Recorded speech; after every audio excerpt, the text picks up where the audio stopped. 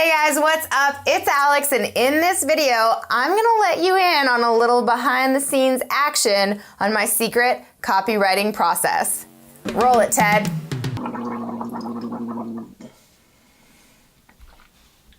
Nope.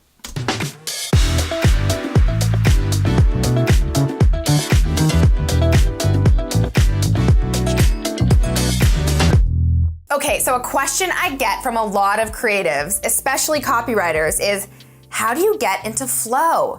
Because let's get real, finding flow is absolutely critical if you're a copywriter. No flow, no dough, if you catch my drift. And don't even get me started on writer's block. There have been countless times where I have sat down at my laptop to crank out some creative masterpiece and nada. If this has happened to you, give me a thumbs up below because you are not alone, and I'm gonna do my best to help you get your flow back. Truth is, one of the hardest skills to master as a writer is being able to tap into flow state, or what many refer to as being in the zone, on demand. In positive psychology, flow state is the mental state of operation in which a person performing an activity is fully immersed in a feeling of energized focus, full involvement, and enjoyment in the process of the activity. Thanks, Wikipedia. And there's a really great book called Flow by author and psychology prof Mihai Csikszentmihalyi.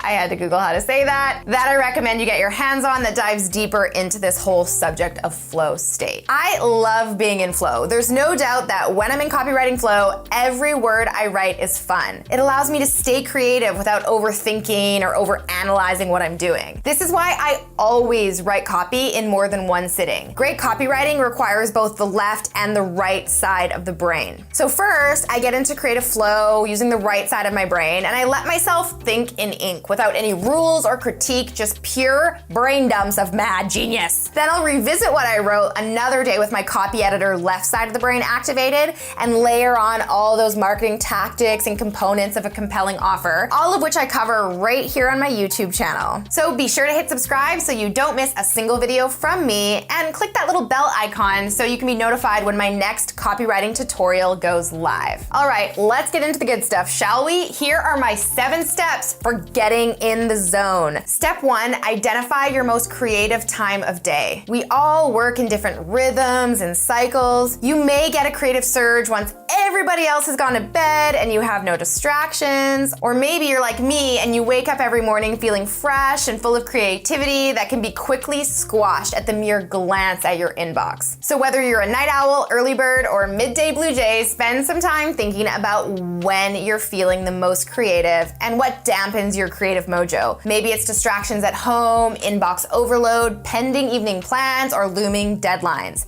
Identify the hours you're most likely to be in creative flow, and then proceed to step 2. Once you figure out when you're most creative, protect that time fiercely. Most people, myself included, can't just snap their fingers and be in a flow state. Sometimes it'll take me an hour of creative thought and brainstorming before I even write my first sentence. So often, I'll block off an entire day for writing, or the first half of every day of an entire week if I'm writing a major sales piece. And this time needs to be 1000% dedicated to nourishing your creative flow, which means cutting out all distractions. Turn off Skype and Slack, sign out of your inbox, sign out of your social media accounts, and put your phone on Do Not Disturb. This might mean setting some expectations with your team, family, and clients. I know for myself, if I wake up with the intention to write and then check my inbox, I am totally derailed and have essentially forfeited my creative time for the day because my brain has officially gone into task mode. So the day before, I'll often let my team know that I'll be offline and unavailable the next day until at least 1 p.m. Okay, now that you've set some creative boundaries, you can move on to step number 3,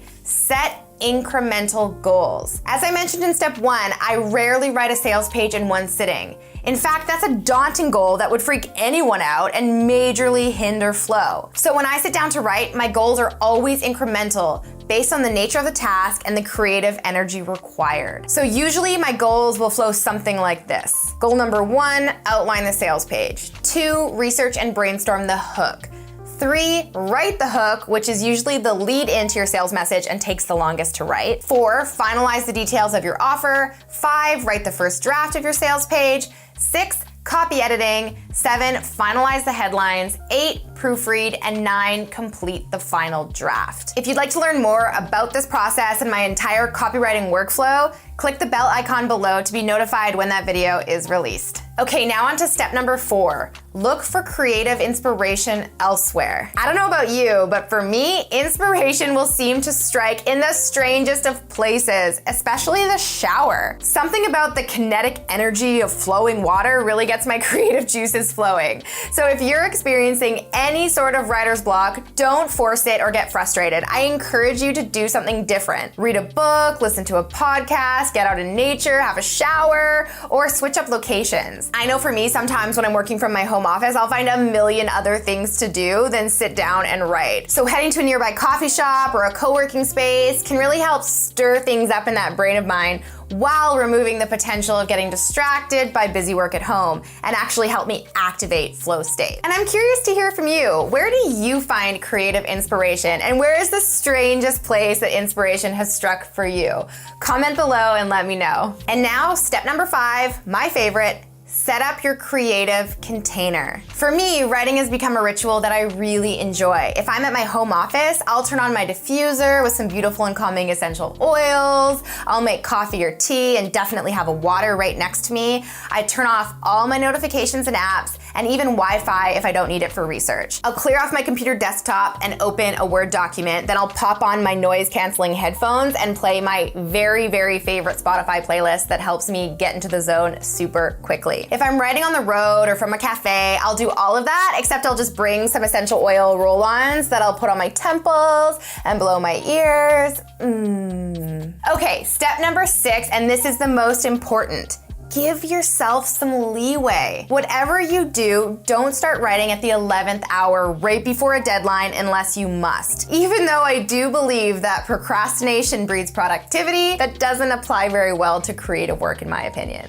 So start early and schedule more writing blocks than you think you'll need. Because let's be honest, there will be times that you sit down to write and no matter what you try, focus and flow is a no-go. So go easy on yourself, and if you're experiencing some creative blocks, step away if you need to. Now, part of this flexibility also means taking full advantage of creativity when it does decide to strike, even if it's inconvenient. I've been known to cancel plans if I suddenly find myself in creative flow. Sorry, not sorry, girls gotta write. And lastly, step number 7, practice, practice, practice. The more you do it, the easier it'll be. Setting up your own creative container will really become that anchoring ritual that will eventually train your brain to know it's writing time. You'll learn to listen to the cues your mind gives you and know when to lean in and when to give yourself a little bit of breathing room. Remember, writing should be fun, so don't ever let it get to the point of frustration. I'll be the first to admit that this does feel a lot harder sometimes than others, but repetition and compassion is the key to your success. So there you have it, my 7 steps for getting into creative flow. Please like and share this video if you found it helpful. And next up, be sure to watch my video on the difference between copywriting and content writing, and this video on how to start your copywriting business, or this video on my 4 methods of finding more clients. Be sure to subscribe, enjoy, and I'll see you next week. Till then, I'm Alex. Ciao for now. Countless times where I've sat down at my laptop to crank out my laptop.